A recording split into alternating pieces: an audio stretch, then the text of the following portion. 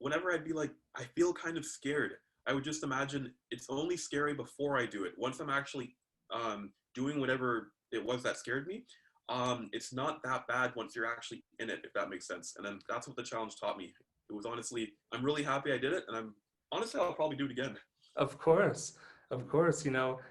Something that you said earlier that your friend told you about, feeling the fear. Like there's this idea that I think is really nice. It says, well, feel the fear and do it anyway. It's like, and that's completely, you know, on the right path. And I heard another person say, like, everything that you want, everything that's good is like on the other side of that fear zone or that comfort zone. And it's so true, because um, right now I live in Mexico City, and I would tell you one of the best things that I ever did for my Spanish was to take university classes here, just like a student from Mexico. And I just asked if I could take the classes, if I could show up, participate.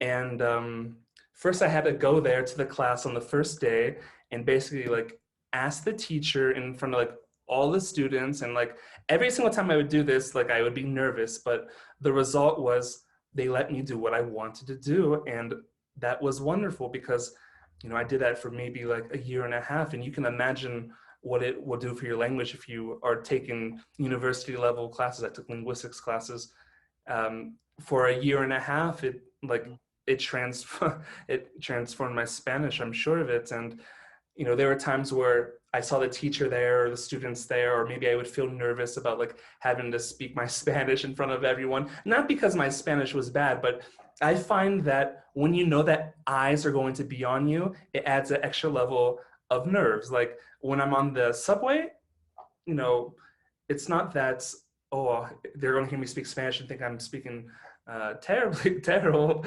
but it's just like everyone's going to know I'm a foreigner. Everyone's going to look at me, and having all those eyes is a bit nerve-wracking. I But agree.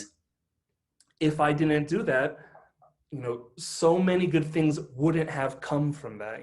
I wouldn't have met a wonderful girl, had a great relationship, improved my Spanish, learned about linguistics, met people, had cool experiences. But it was all on that other side of that kind of gray zone, that fear zone. And so I completely relate to your journey, what you talk about, and these things you do. Like when you did this Starbucks challenge, I felt like I was there with you, like almost if I were you, and I'm like, oh my god, okay, I'm sitting down now, I'm lying down now. Like you took me through the experience, and even when I knew that you started to feel more comfortable, like I started to feel more comfortable.